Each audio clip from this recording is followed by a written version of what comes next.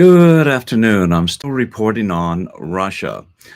Russia's use of drones has evolved from battlefield tools in Ukraine to instruments of hybrid warfare, targeting NATO allies, sowing chaos through airspace violations, surveillance, and psychological disruption. These operations, often deniable and below the threshold of open conflict, have surged in 2025, prompting European leaders to bolster defenses and debate retaliation. While Moscow denies involvement, Western intelligence attribute, attributes most incidents to Kremlin directed sabotage, including GPS jamming, cyber intrusions, and unmanned aerial systems over critical infrastructure. Russian drones, primarily low cost models from the Gerbia surveillance UAV and the Shahad 136 kamikaze variants, are launched from land, sea, or even modified commercial vessels in Russia's shadow fleet. Production has tripled this year, with facilities in Taristan churning out thousands monthly, aided by Iranian designs and North Korean components.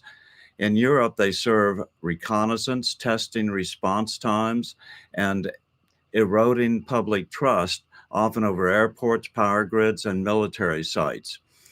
EU Foreign Policy Chief Joseph Borrell called them state sponsored terrorism in October, using a drone wall along borders.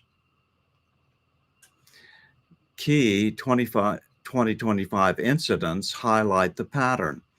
In Poland on September 9th and 10th, 19 to 23 Russian drones breached their airspace, closing Warsaw, Lublin, Modem airports for hours. Three were shot down by Dutch F 35s. NATO invoked Article 4 consultations. No warheads, but debris damaged two villages. In Romania, September 13th and 20th, drones from Russian strikes on Ukraine crossed into Romanian territory, scrambling F 16s. One caused a minor blackout near the Odessa border. Denmark, September, swarms of drones over Copenhagen and other airports halted flights. PM Mette Frederiksen labeled it a hybrid attack. Estonia, September 19th, three Russian jets violated airspace for 12 minutes. Italian fighters intercepted. Germany and Belgium, October, drones over certain Air Force bases and Brussels airport. One explosion hit a Polish rail link, aiding Ukraine. These fit Moscow's playbook: deny Kremlin calls some. These fit Moscow's playbook: deny, disrupt without escalation, and exploit divisions. Experts like Philippe Breka of the Polish Academy of Sciences warn they probe NATO's underprepared counter UAS systems.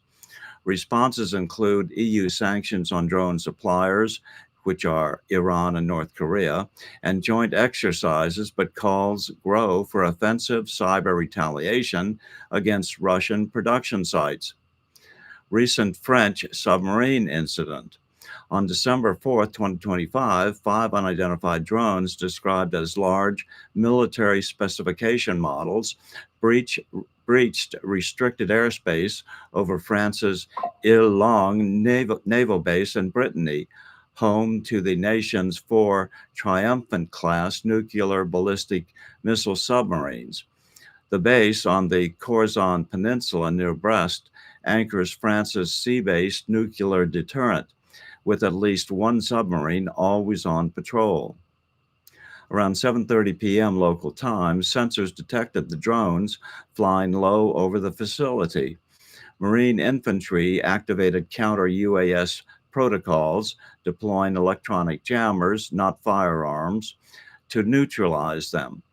No drones were downed, and no operators or foreign links were identified. The devices, brightly lit and non-threatening to infrastructure vanished towards the Atlantic. French minister, French Defense Minister Catherine Vautrin confirmed the drone overflight, calling it a serious breach, but emphasizing no damage. Investigations probe launch sites, both land and sea, and motives, reconnaissance, testing defenses, or intimidation amid France's Ukrainian aid. This fits broader Russian tactics per the Institute for the Study of War, probing NATO vulnerabilities without escalation. Similar to Zelensky's Dublin flyover on December 3rd, it underscores maritime threats, drones possible from Shadow Fleet tankers, France, EU's sole nuclear power, with the UK vows enhanced countermeasures, including a proposed drone wall. As hybrid operations intensify, Europe debates unified retaliation from cyber strikes to border defenses without provoking full war. I'm still reporting from just outside the citadel of world freedom. Good day.